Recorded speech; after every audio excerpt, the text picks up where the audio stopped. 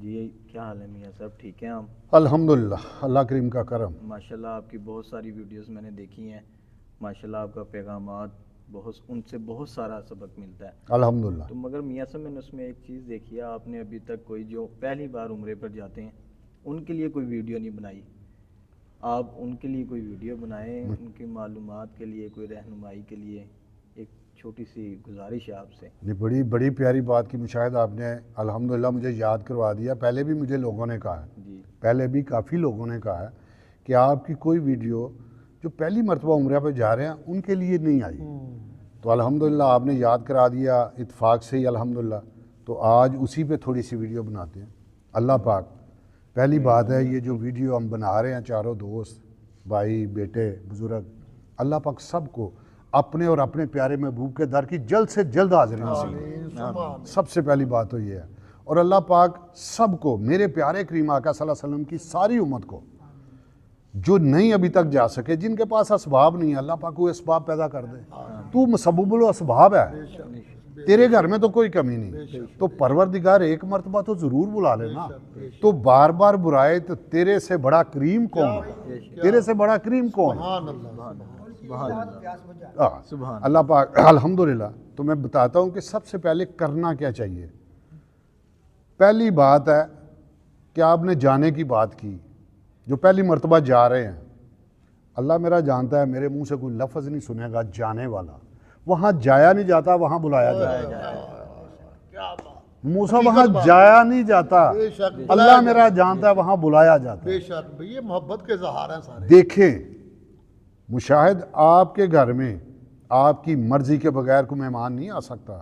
جس کو چاہیں آپ ڈرائنگ روم میں بٹھائیں اور جس کو چاہیں باہر سے فارغ کر دیں، بالکل، وہ تو مالک ہے، وہ تو مالک ہے، کل کائنات کا مالک ہے۔ اس کی مرضی کے بغیر وہاں کون جا سکتا ہے؟ وہ چاہے تو ادھر رکنے دے، وہ چاہے تو ایک دن میں بھی واپس بھیجے، وہ مالک ہے۔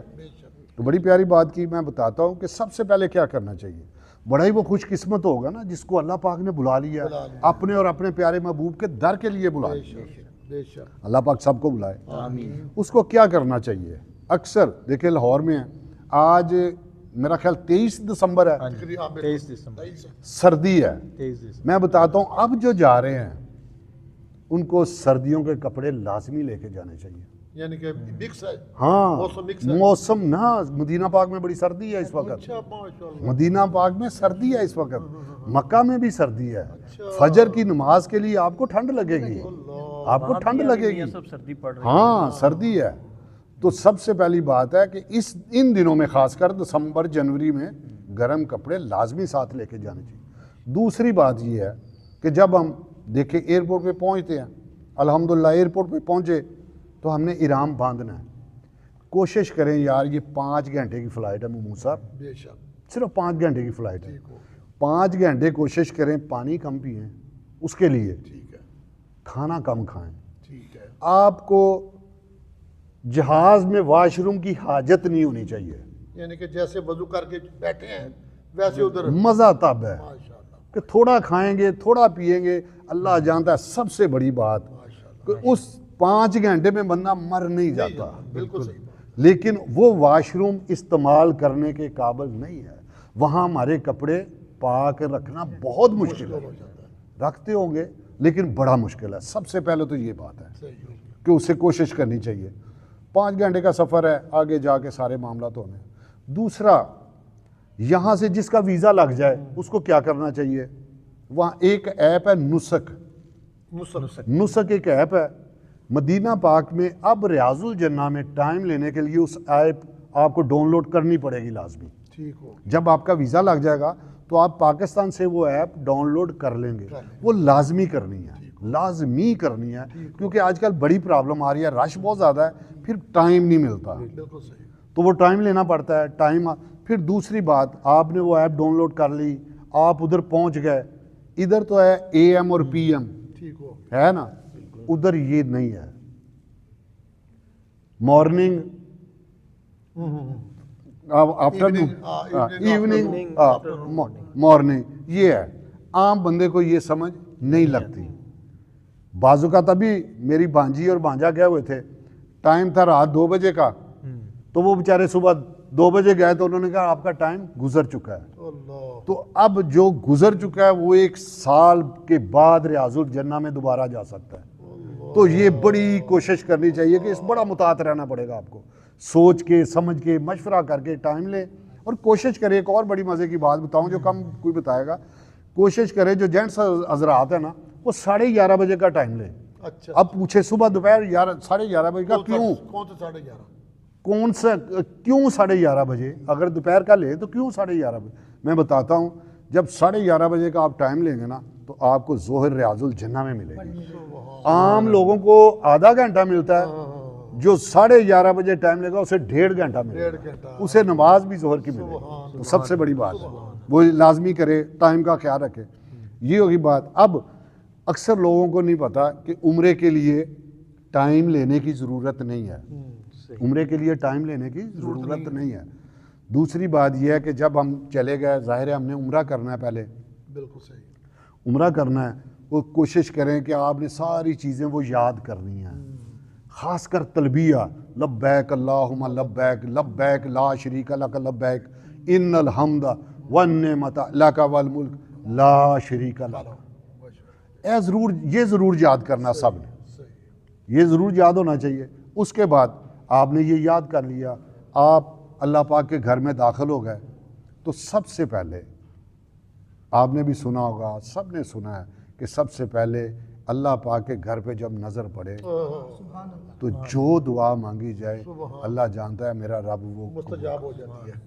وہ ایک قبولیت کے درجے کو پہنچ جاتی ہے. تو کوشش کریں کہ جب بھی جائیں اللہ پاک آپ کو موقع دے. اس کے بعد لوگ پوچھتے ہیں اکثر کہ اگر میں نے طواف کرنا ہے حرم کے سین میں تو کیا میں طواف کرنے جا سکتا ہوں؟ نہیں, اجازت نہیں ہے. آپ نے احرام کھول دیا, اب عمرہ کریں گے تو دوبارہ طواف کر سکتے ہیں.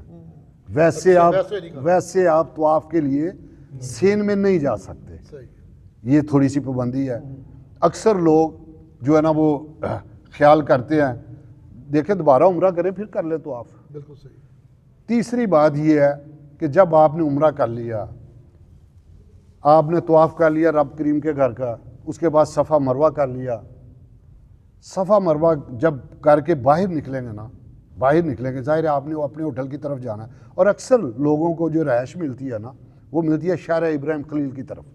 اکثر لوگوں کو ادھر رہائش ملتی ہے. جب آپ کا منہ ادھر ہوگا نا کلاک ٹاور کی طرح شہر ابراہیم خلیل کی طرف, تو لیفٹ پہ جو حمام ہے نا وہ ابو جہل کے حمام کہلاتے ہیں. اچھا, وہ حویلیاں تھی ان کی یہودیوں کی, ابو جہل کے حمام کہلاتے ہیں.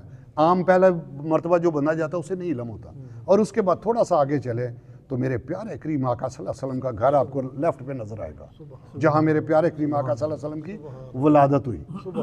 اس کے بعد جب آپ نے سامنے دیکھنا ہے تو سامنے ایک بہت بڑا محل ہے سعودی بادشاہوں کا.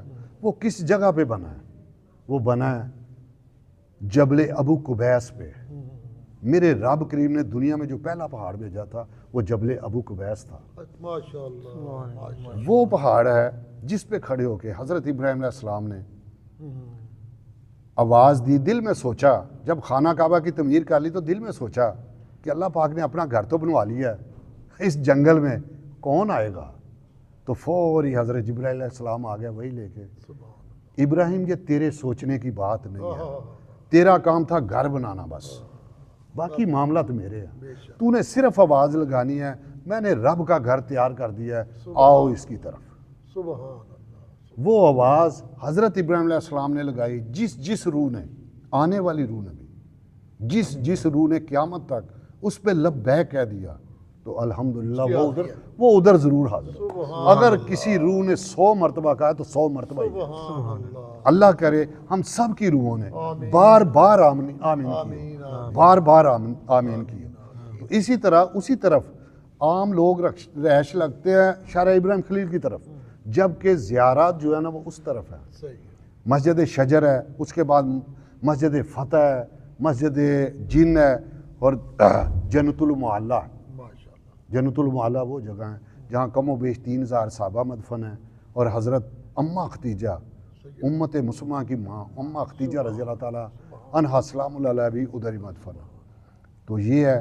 باقی ویڈیو تو لمبی ہو جائے گی, کافی چیزیں ہیں, انشاءاللہ نیکسٹ ویڈیو میں پھر جو ہے نا انشاءاللہ آپ کو بتائیں. اللہ پاک تو اللہ پاک سب کو اپنی حفظ و مان میں رکھے اور سب کو ایک مرتبہ اپنے اور اپنے پیارے محبوب کے در کی حاضری سے. آمین آمین ثم آمین. جزاک اللہ جمیعہ صاحب.